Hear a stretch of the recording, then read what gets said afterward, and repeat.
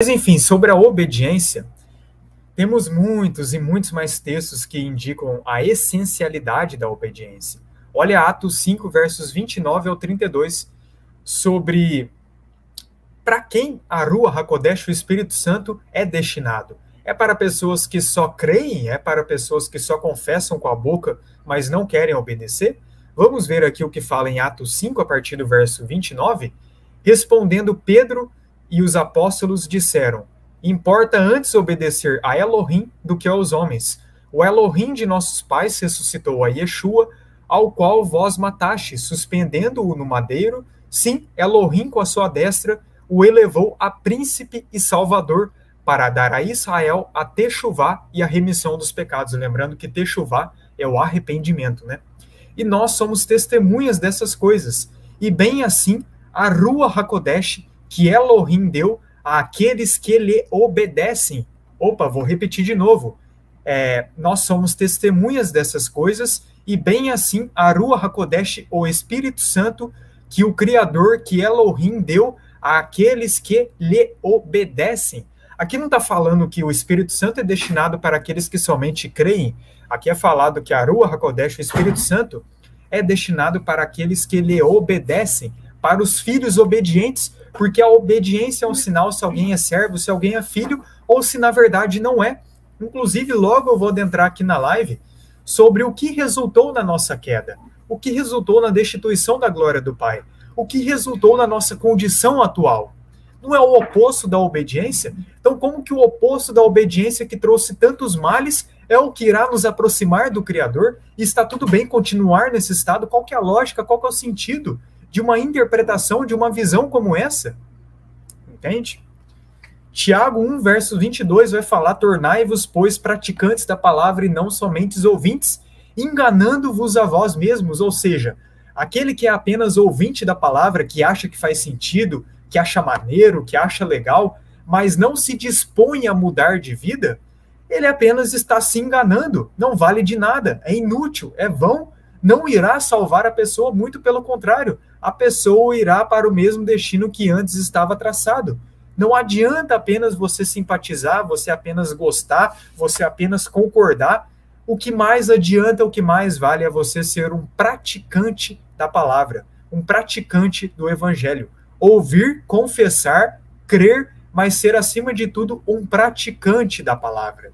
Entende? É todo esse processo que nós devemos seguir, nunca negligenciar, pois a ordem para que possamos adentrar no mundo vindouro é crer de todo o coração, é confessar, e através desse confessar, através desse crer, viver conforme a palavra, viver conforme aquilo que o Mestre nos ordenou. Então, hoje tem muitos evangelhos por aí. É vitória, é prosperidade, adoram pregar sobre bênçãos, mas não prega sobre as maldições, não é? Existem sim requisitos para você receber bênçãos do Pai, mas as bênçãos principais não são bênçãos nessa terra, são as bênçãos que envolvem riquezas celestiais.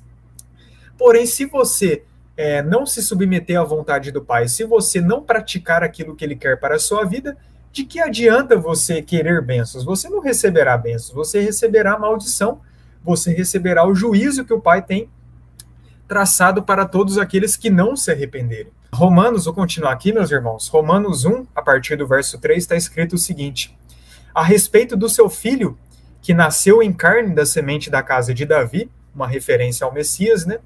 E que foi reconhecido filho de Elohim pelo poder e pela Ruach HaKodesh, e que ressuscitou dentre os mortos, Yeshua HaMashiach, nosso Senhor, pelo qual recebemos a graça e o emissariado dentre todas as nações, para que elas sejam obedientes pela fé no seu nome, entre os quais sois também vós chamados para serdes de Yeshua. Ou seja, o chamado do evangelho é para que sejamos obedientes pela fé no seu nome, no nome do Messias. O chamado não é apenas para crer, o chamado não é apenas para você acreditar e continuar no pecado. O chamado é para você crer e ser obediente por essa fé que é gerada no seu interior através do preço que o Messias pagou por todos nós. Então, Paulo, que as pessoas tanto amam utilizar para dizer que ele pregava o evangelho da graça, o apóstolo da graça, ele está enfatizando a obediência, A graça verdadeira inclui a obediência pela fé. Não apenas basta ser ouvinte, o que mais vale é se você ser obediente àquilo que o nosso mestre pregou, a mensagem que ele realmente veio espalhar para todos nós. Romanos 15, a partir do verso 17, Paulo também vai falar, né? Paulo, o apóstolo da graça, olha o que ele fala. Tenho, portanto, motivo para me gloriar no Mashiach Yeshua, nas coisas concernentes a Elohim, porque não ousarei falar de coisa alguma, senão daquilo que o Mashiach por meio de mim tem feito, para a obediência da parte dos gentios, por palavra e por obras, pelo poder de sinais e prodígios, no poder da Rua HaKodesh, de modo que desde Jerusalém e arredores até a Líria tenho divulgado as boas novas do Mashiach. Então, basicamente, Paulo aqui mais uma vez falando que o que o Mashiach quer, né, o que o Messias, o nosso Salvador, quer, é a obediência da parte dos gentios, já que Paulo, sim, ele foi destinado para pregar o evangelho para os gentios. E gentios também não é da forma que as pessoas falam, porque todos nós somos israelitas espirituais destituídos da glória do Pai. Então, os gentios são basicamente aqueles que se distanciaram mais da identidade israelita, já que todos nós somos cidadãos celestiais, viemos da glória do Pai, viemos da Israel espiritual, convivíamos com o Pai em perfeita harmonia, em perfeita união com seus mandamentos, com as suas ordenanças. Porém, aqueles que mais se apartaram desses mandamentos, dessas ordenanças, se misturando com outros povos e adentrando nos costumes desses outros povos, esses são chamados de gentios nas Escrituras. Só que a mensagem das Escrituras do Evangelho, que até que eu até já falei aqui em uma live acerca das duas casas de Israel, inclui a unificação de judeus e gentios. Não essa ideia enganosa que tanto o judaísmo quanto o cristianismo acabam caindo. O cristianismo querendo tirar a promessa para Israel e para os judeus, e os judeus querendo colocar como se eles fossem apenas o povo especial e o restante das pessoas fosse apenas um povo de segunda classe. Ambos estão enganados porque todos nós somos a Israel do Criador. A igreja é Israel. A Israel é a igreja. E a Israel inclui todas as tribos, não sendo apenas Judá, mas sendo absolutamente todas as tribos, entende? Então Paulo ele foi sim destinado para pregar o evangelho para aqueles que haviam se distanciado mais dos mandamentos do Criador. E a partir disso ele fala que o Messias o capacitou para a obediência, para que ele pregasse esse evangelho da obediência, tanto por palavras quanto por obras. Ou seja, Paulo, o apóstolo da graça, que as pessoas tanto usam para dizer que a lei foi abolida, que não precisa obediência, que basta crer para ser salvo, ele está falando aqui mais uma vez que não basta apenas isso, que a mensagem que ele pregava era para gerar a obediência pela fé, era para gerar essa obediência por parte até mesmo daqueles que mais haviam se afastado dos mandamentos do Criador. É claro que cada um tem um processo, alguns demoram mais para seguir esse processo da obediência. O importante é ter a disposição de seguir ao Pai, para de fato o Pai se manifestar na vida desses que antes haviam se afastado. Além de Paulo, Pedro também é outro que enfatizou muito em suas cartas acerca da importância da obediência. Logo em sua primeira carta, no primeiro capítulo, no primeiro e no segundo verso, ele vai falar, Pedro, aqui eu estou pegando a tradução da Bíblia Peshitta, porque muitas das outras traduções assim mais convencionais, como eles têm essa ideia muito voltada para esse entendimento de lei abolida, que a nova aliança substitui a velha, no sentido de que tudo que está na antiga aliança foi descartado, foi anulado. Então, para esse tipo de mensagem, eu acho importante sim pregar esse tipo de tradução, que querendo ou não foge tanto quanto foge essas outras. Não que essas traduções não tenham erros, né? Porque todas as Bíblias elas são passíveis de erros. Mas nesses versos em específico eu vejo sim que há um alinhamento maior com a essência da mensagem que está contida nos textos, né? Que os discípulos e apóstolos realmente quiseram transmitir. Então Pedro, ele vai falar, Pedro Shalia de Yeshua HaMashiach, aos eleitos e peregrinos da dispersão no Ponto, Galácia, Capadócia, Ásia e Bitínia, eleitos segundo a presciência de Elohim, na santificação da rua, para a obediência e aspersão do sangue de Yeshua HaMashiach.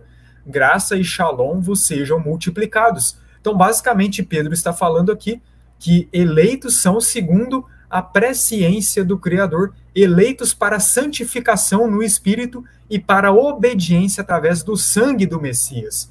Então não é essa ideia que porque tem também muitas doutrinas que falam, não, o Criador predestina todos os seus filhos, e os seus filhos não precisam fazer nada, porque é só o Criador que faz a obra, você não precisa fazer nada, você é apenas um robozinho programado, porque você é salvo pela graça, pela fé, sem obras, você não precisa de obras para ser salvo, você só precisa apenas ser um robozinho pré-ordenado, pré-programado pelo Criador. Pois é, mas Pedro está falando aqui que essa eleição, segundo a presciência do Criador, é para a santificação no Espírito e para a obediência através do sangue do Messias.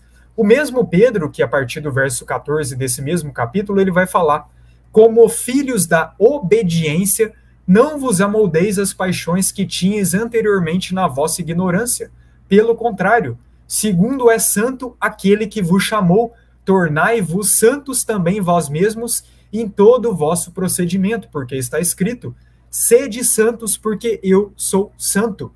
Mais uma vez a gente vê aqui que não é simplesmente uma opção a obediência à santidade, é uma ordem.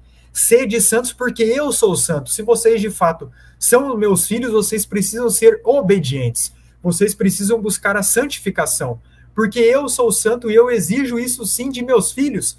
Como pode alguém querer ser filho do Pai, refletir o caráter do Pai, que é a pura essência da santidade, a pura essência do amor, a pura essência da perfeição e continuar vivendo no pecado? Você não pode estar honrando ao Criador vivendo no pecado, porque o pecado é uma ofensa ao Criador. Você só pode honrar ao Criador se você busca por essa santidade, se você busca por essa obediência, se você busca por essa submissão à vontade daquele que te criou, pois fazendo isso é que você vai estar confirmando o seu chamado de filho, como filhos da obediência, como é falado nesse texto.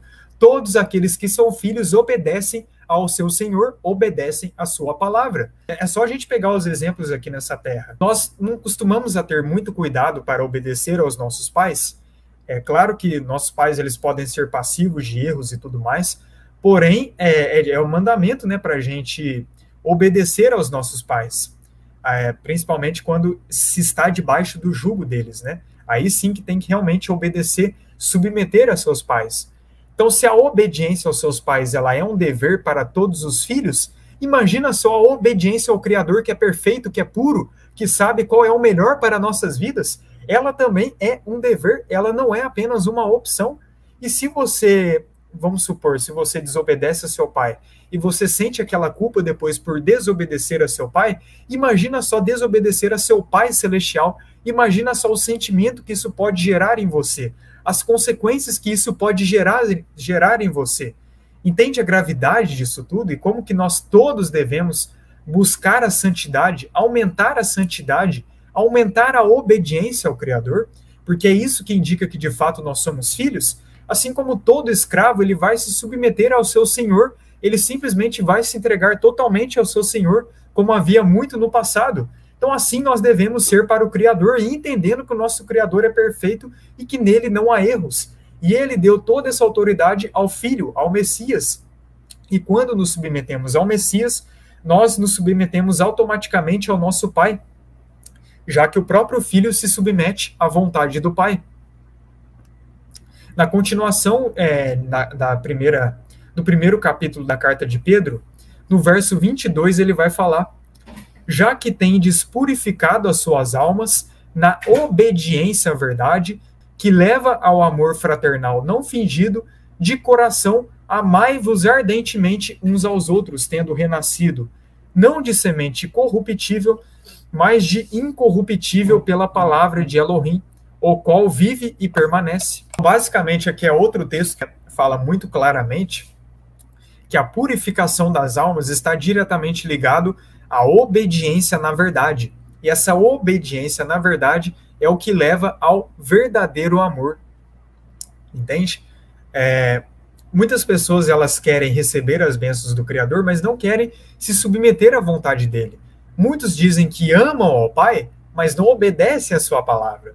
Muitos dizem que honram ao Pai, que são servos, mas não agem como servos. Se até os servos aqui nessa terra obedecem aos seus senhores, obedecem aos seus amos, Se até os filhos aqui nessa terra obedecem aos seus pais, quem dirá nós perante ao nosso Criador? Como que a obediência é apenas uma opção, se aqui nessa terra já há um padrão de a gente costumar obedecer às autoridades superiores? E não falo de autoridades desse sistema maligno, regidas por Satanás, que não são obedientes ao Criador. Não estou falando para a gente obedecer a esse tipo de autoridade, mas sim autoridades capacitadas pelo Criador e enviadas por Ele em nossas vidas. As pessoas sempre tendem a servir e querer agradar a seus senhores, aos seus amos ou aos seus pais. Quem dirá nós perante ao Criador, àquele que é perfeito, àquele que é puro, àquele que é santo? Então entende que aquele que é santo nos chama também para ser santos? Sede santos porque eu sou santo? Nunca se tratou apenas de uma opção, apenas de algo relativo, mas de algo absoluto que ele quer para nossas vidas.